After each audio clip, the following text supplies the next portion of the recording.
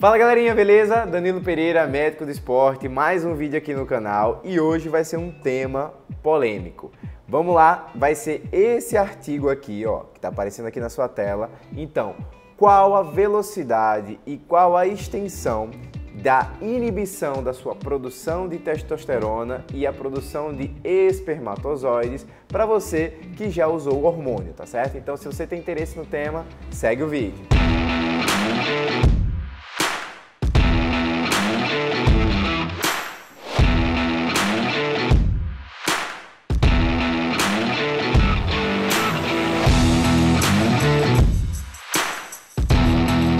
Qual o motivo que me fez gravar esse vídeo aqui hoje? Por uma questão de casos recorrentes que estão acontecendo no consultório, por conta de pacientes, né? Normalmente pacientes do sexo masculino, que têm uma queixa de perda de libido, perda de ânimo, de disposição e, obviamente, né, de todo o impacto no seu contexto de casamento, né? Porque o sexo, ele não é o único, mas ele é um dos grandes pilares que mantém um relacionamento, né? E toda essa inibição do eixo tem um impacto importante negativo, né? Quando você tem a questão do relacionamento. Então, me fez, como todo esse contexto aqui, né, do canal que eu estou compartilhando conteúdo, essa função social de compartilhar esse conhecimento com vocês. E aí, eu vou destrinchar esse artigo, tá certo? Então, na gravação, eu estou lendo aqui e vou tendo esse bate-papo com vocês. Então, é um artigo de fevereiro de 2021. O que é que esse artigo fez a análise e que vai explicar o porquê das queixas clínicas dos pacientes, tá? Esse artigo aqui, ele fez uma análise de que forma? Foram 18 pacientes do sexo masculino, entre uma idade de 18 a 67 anos, que fizeram uso de pelo menos 2 hormônios, com a dose mínima de 200 mg de cada um deles. Fez um acompanhamento por um ano, e nesse um ano tiveram 3 momentos que eles determinaram a análise da parte do eixo de hormônio e da parte de contagem de espermatozoides através do espermograma. Então vamos entender, vamos aprender o que foi que aconteceu. Mas aqui eu vou abrir um grande parênteses porque eu não estou falando só para profissionais da área de saúde, eu estou falando para a população geral. E se você já está acompanhando aqui os vídeos no canal, já deve ter pego aquela analogia de que o nosso corpo é uma casa. E nessa sua casa você tem que ter uma oferta de 3 coisas: de água, de tijolo e de cimento. Água é água, tijolo, proteína, cimento, carboidrato. Você pega a água no cimento, ó, água no carboidrato, dá a liga, junta um tijolo em cima do outro, cresce o muro, constrói fibra muscular. Só que você precisa ter uma oferta de caminhões que cheguem oferecendo os tijolos e os cimentos para sua obra. Para você ter uma oferta desses caminhões, né, do tijolo e do cimento na sua obra, alguém tem que dirigir esse caminhão. Essa pessoa que dirige o caminhão é basicamente o hormônio. Então, tendencialmente, vocês já começaram a pegar aqui. Pô, se eu tenho mais motorista, eu tenho maior oferta ali do meu tijolo, do meu cimento. Beleza, maravilhoso. Só que existe uma questão de lei de oferta e de procura. Capitalismo, né? A gente vive nisso. Se você tem muita oferta, o que acontece? Vai ter um número limitado de caminhões. E aí, esses funcionários, esses motoristas que estão chegando de fora, eles começam a, entre aspas, roubar o trabalho daqueles motoristas que você próprio produz. Imagina assim, você domina os seus motoristas, então seria um estatal. E aí você tem uma empresa privada que está chegando aqui com motoristas, vamos dizer assim, que vão trabalhar por mais tempo e aceitam receber menos dinheiro. Então o que é que vai acontecer? Esse cara vai roubar o trabalho desse. Beleza? É isso que acontece. Ao longo do tempo, você inibiu o trabalho desses caras daqui. Só que você interrompeu a aplicação do hormônio. Então não chega mais motorista de fora. E aí, cadê o seu motorista que estava trabalhando com o transporte do caminhão? Agora ele está fazendo outra função. Por isso que existe toda essa queixa de queda nesse pós-ciclo. E foi isso que, por questões recorrentes de consultório, né, essa perda da libido, essa disfunção erétil, essa dificuldade de atingir o orgasmo, isso tudo tem esse efeito porque você expulsou, você demitiu os seus funcionários e agora não tem ninguém trabalhando, mesmo que você esteja colocando a oferta ali pela sua comida, da sua água, do seu tijolo, do seu cimento. Está faltando gente para transportar. Então, fechou esse grande, imenso parênteses aqui para a gente analisar esse estudo aqui agora, tá certo? Então, desses 100 homens, nesses 4 momentos, né, que eu falei, 2 semanas antes, com 3 meses, foram 6 meses e 1 ano. Então foi acompanhado em até 1 ano pós o ciclo. O que foi que aconteceu em boa parte deles? Vamos lá, deixa eu virar aqui. Falei que foram 100 pacientes do sexo masculino. Desses 100, ao longo desse 1 ano, 63 pacientes não apresentaram nenhuma queixa de disfunção gonadal, ou seja, não tiveram nenhuma baixa de testosterona, nenhuma baixa em contagem dos espermatozoides.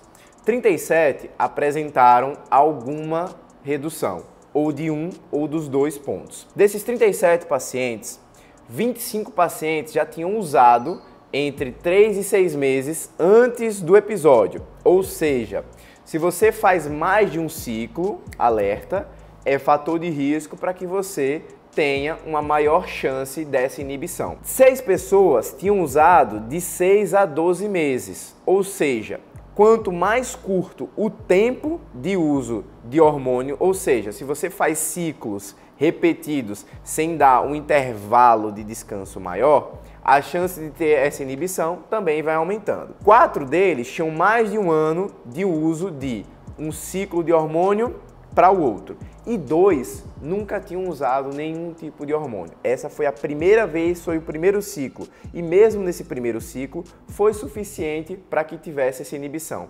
Danilo, mas vamos lá. Tem hormônio que seja mais agressivo? Tem hormônio que seja mais brando? Desses estudos, o que mais estava presente foi a testosterona, 96%. A trembolona foi o segundo deles e a drostanolona o terceiro, que é o masteron.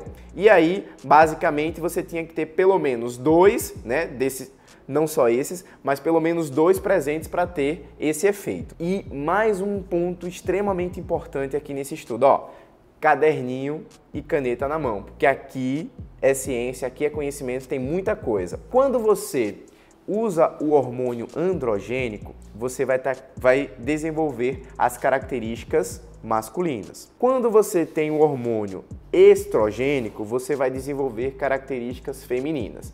Então, quando está nessa evolução, você está com muito disso aqui e pouco disso aqui. Aí fica aquele cenário maravilhoso que está todo mundo perfeito e ok. Só que durante essa evolução, isso aqui acontece. Então o homem começa a desenvolver ginecomastia, todo esse efeito de perda de libido, de disfunção erétil, tem relação com esse desbalanço daqui. E uma coisa que alguns profissionais, alguns bombólogos acabam fazendo é o quê? Se você estimula isso, tem um efeito positivo, teoricamente. Se você inibe esse, também teria um efeito positivo. Pegou? Porque se você tem menos feminino, então aquilo vai ficar mais desequilibrado para o lado positivo. Então, por isso que algumas pessoas começam a fazer o uso do tamoxifeno, do clomifeno, do HCG, que tendem a ter um efeito positivo em termos de inibição. Só que, novamente, não tem nenhuma segurança. Você pode desenvolver efeitos colaterais e aqui eu posso classificar alguns desses efeitos como câncer. Então eu acho que ninguém está disposto a aumentar a chance de desenvolver tipos de câncer, ao menos não deveria, né?